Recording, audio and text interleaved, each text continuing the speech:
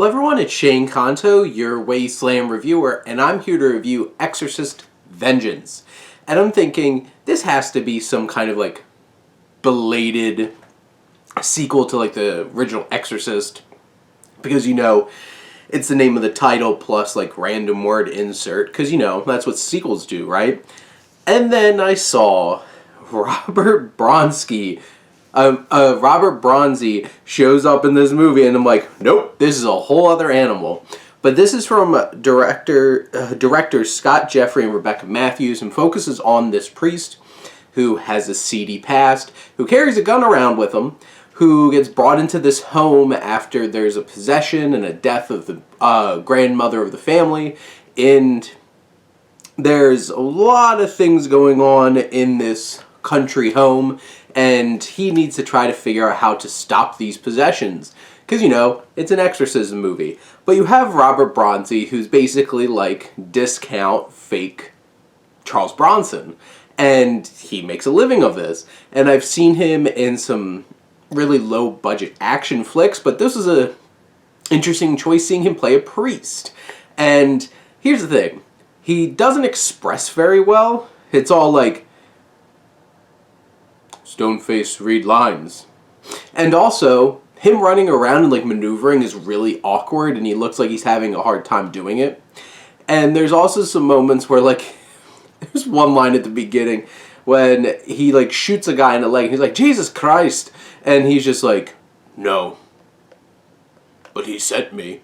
And I couldn't stop laughing, because it was such a ridiculous line, and how Bronzi read it was ridiculous. And he just has this very specific presence that's just stone-faced, and you know, he does some of the physicality fine, but in general it's like he just is an awkward lead. What does work about the film is when you have these possessions going on, there's some solid camp and scares going on. The whole like eerie, disgusting voices, the blood spilling out of mouths, the contorting and all that stuff. Like, the directors do a fine job of kind of bringing some life to that, and you can tell they're having fun doing it.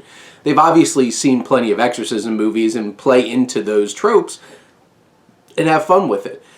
Now, speaking of tropes and cliches, the story's really standard. It's just like priest with a past, family with this all these possessions going on, plays out. Of course, they're like, turn their back on the priest because he's not doing anything, and he comes back and saves the day kind of thing. It is very predictable in terms of how the narrative plays out. There is some mystery about like who brought this on. This isn't like it just came and like the devil wants to possess.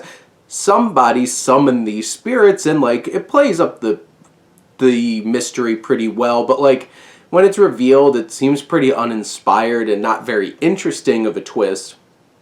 And it took a while for this movie to get on its own legs, because like I mentioned, like that line towards the beginning, the opening's really awkward and silly and poorly made, and like there's moments where the camera is just like this, trying to just take a steady shot of somebody standing in a window, and you're just like, whoa, I'm getting a little motion sickness here.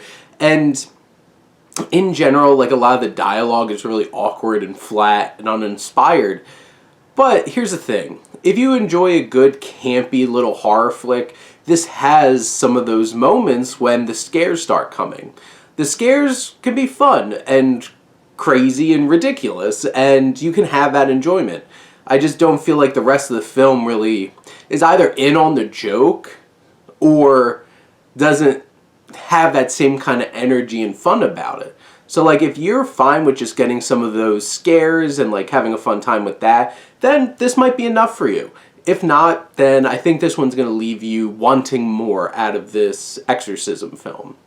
But those are my thoughts on Exorcist Vengeance. Let me know what you think, and let's talk some movies. But thank you as always for tuning in and supporting your Wasteland reviewer.